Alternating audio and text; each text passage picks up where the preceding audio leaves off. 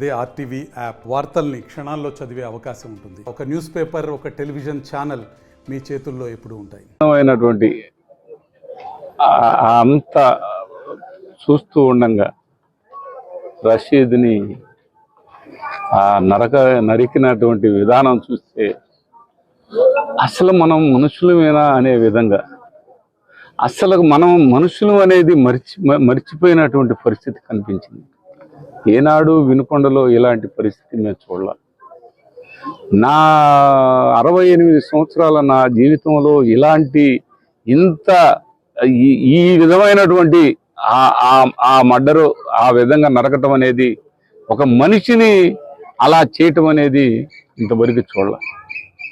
అలాంటి అందరూ చూస్తుండగా, వేల మంది చూస్తూ ఉండగా ఆ నరకటం అనేది, ఆ నరికించిన అటువంటి ఆ తీరు, అది పూర్తి స్థాయిలో రాజకీయ నాయకులు చెప్తారు, తెలుగుదేశం పార్టీ వాళ్ళు చెప్తున్నారు. అది బ్రహ్మనాయుడు పోషించాడు వాళ్ళని అని. బ్రహ్మనాయుడు సమయంలో ఎక్కడన్నా ఇలాంటి మర్డర్ జరిగిందా? బ్రహ్మనాయుడు ఎవరినన్నా ప్రోత్సహించాడు అనే దాంట్లో ఎవడైనా ఈరోజు చూస్తే అర్థమైద్ది. మీరు వచ్చి కావాలని రోజువారీగా ఈ దారుణ కాండ, ఈ మారణ కాండ, ఈ విధమైనటువంటి మీ ఆలోచనలు, ఇంకా మేము కొమ్మలే నరుగుతున్నాం, తర్వాత మొదలు నరుగుతాం అనే మాట, అంటే మొదలంటే నేనంట, ఈ విధమైనటువంటి ఆలోచనలు చేస్తూ పైకి అది ఏదో వాళ్ళ పార్టీ వాళ్ళేనని చెప్తారు. ఎందుకు అలాంటి అబద్ధపు మాటలు చెప్పటం? పూర్తి స్థాయిలో మీ పార్టీ మనిషి అని మీరు తెలుసు, చాలా అబద్ధాలు మాటలు చెప్పటం. ఆయన ముఖ్యమంత్రి గారు చెప్తున్నారు,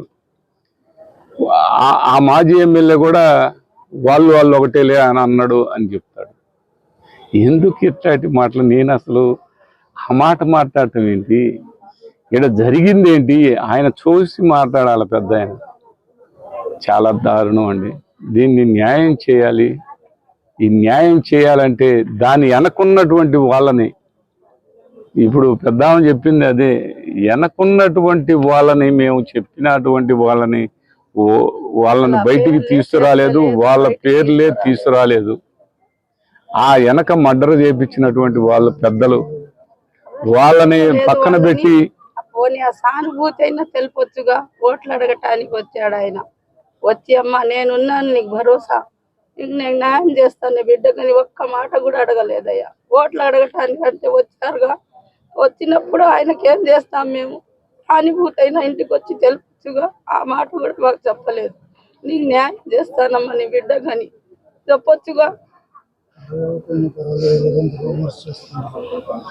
ఇంకా సాక్ష్యాలు ఉండయిగా, ఆ ప్రూఫ్లు ఉండయి, కేకులు తీర్పిస్తున్నట్టు. ఇంకా నా మీద, మా కుటుంబం మీద పరువు నష్టం దావా వేస్తాడంట ఆయన, ఆ ఎమ్మెల్యేగా ఉన్న ఆయన. ఏమను ఇంకేం చేస్తాడు? లేకపోతే మమ్మల్ని కూడా, మా తల్లిదండ్రులుగా మమ్మల్ని కూడా నరికించమని ఆయనకు ప్రశాంతంగా అయింది. అప్పుడు అదే మాకు న్యాయం. మా బిడ్డ మట్టి మమ్మల్ని కూడా తీసుకెళ్ళమని, ఈ పార్టీ కోసం మేము కూడా వెళ్తాం. మా పిల్లోడితో 5 సంవత్సరాల నుంచి ఉన్నాడయ్యా మా అబ్బాయి పార్టీలో.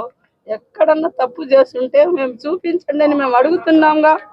మీరు ఎందుకు బయటికి తీసుకురావట్లేదు? అవన్నీ సాక్ష్యాల బజారుకు వచ్చి అడగండి. మా పిల్లాడు ఉన్నాడే, మా బండి కాల్చిన దాంట్లో వాళ్ళ ఇంటి మీదకి వెళ్ళారని ఒట్టి పుకార్లు పుట్టిస్తున్నారు. అదేమన్నా సాక్ష్యాలు ఉన్నాయా? ఉంటే చూపి అని, కేసులు ఉంటే మా అబ్బాయి మీద బయటికి తీయండి. రౌడీ షీటర్ అని కూడా చెప్తారు. ఎక్కడ రౌడీ షీటర్ కాదు, ఉంటే బయట పెట్టమనండి. అతను రౌడీ షీటర్ అనే కేసులు ఉంటే చెప్పమనండి. ఏది లేకుండా కావాలని సభలో పనిచేస్తాడు. అంతేగాని అతను ఎక్కడ కూడా చాలా సౌమ్యుడండి. చాలా గొడవలకు కానీ, లేకపోతే బట్టబయలుగా తిరిగే మనిషి కానీ కాదు. అలాంటి వాడిని అలా చేశారు. చేసిన దానికి నిజమైనటువంటి ఎవరైతే అది ప్రోత్సహించినటువంటి వాళ్ళు ఎవరు, అది చేసిన వాళ్ళు ఎవరు, దాన్ని చేపించినటువంటి వాళ్ళు ఎవరు, దానికి ఉన్నటువంటి మరి బ్యాక్ ఉన్నటువంటి వాళ్ళని మీరు తీసుకురాకపోతే ఇంకా వైరస్ లాగా ఇప్పుడు చెప్పాడు కదా, కొమ్మలు నరుగుతున్నాం తర్వాత మొదలు నరుగుతాం అని చెప్తున్నారు కదా. కొమ్మలను అంటే ఇంకా ఎంతమందిని నరకాలని? ఆ మొదలునే నరుకు, మమ్మల్నే నరకండి. మీకు అంత ఇదిగా ఉంటే నాకైతే ఇది లేదు. చిన్నపిల్లలు 25 సంవత్సరాలు వాళ్ళ జీవితాలు చిన్న స్థాయిలో ఉన్నటువంటి వాళ్ళందరినీ ఆ విధమైనటువంటి ఆలోచనలు చేయటం, అలాంటి ప్రోత్సహించడం, అలాంటి ప్రోత్సహించే మాటలు మాట్లాడటం చాలా బాధాకరం. ఇప్పుడు ఎస్పీ గారికి కూడా అదే చెప్పాను, ఇది కరెక్ట్ కాదండి. గ్రామాల్లో పాలన ఆపి ఈ కొట్టడాలు మొదలు పెట్టారు, సంపటాలు మొదలు పెట్టారు, ఏటైనా ఆపండి. ఇది ఏంటండి, ఈ నరమేధం ఏంటండి? ఆ ఏల్పూర్లో కూడా రోజు నా ఊరు అని చెప్పి, ఎమ్మెల్యే మాజీ ఎమ్మెల్యే ఊరు అని చెప్పి రోజువారీ దారుణాలు. 30 మంది పోలీసులను పెట్టారు. ఎందుకండి పోలీసులు? అదే ఆ ఎమ్మెల్యే ఎందుకే ఆడ గొడవ అని వాళ్ళ నాయకులకు ఒక్క మాట చెబితే ఈ గోడ లేదు కదా. రోజు కొట్టడం, వైశాస్ని కొట్టడం, ముస్లిమ్స్ని కొట్టడం, ఎస్సీలను కొట్టడం, ఎస్టీలను కొట్టడం, బీసీలను కొట్టడం, మైనార్టీలను కొట్టడం, ఇవన్నీ ఎందుకండి? మీరు హ్యాపీగా చేసుకోండి. నేను కూడా ప్రశాంతంగానే ఉండాలి. నేను కనీసం కూడా మాట్లాడట్లేదు. తప్పట్లా ఆ బాధలు వాళ్ళు ఏడుపులు అవన్నీ తప్పనిసరి మాట్లాడటం జరుగుతూ ఉంది.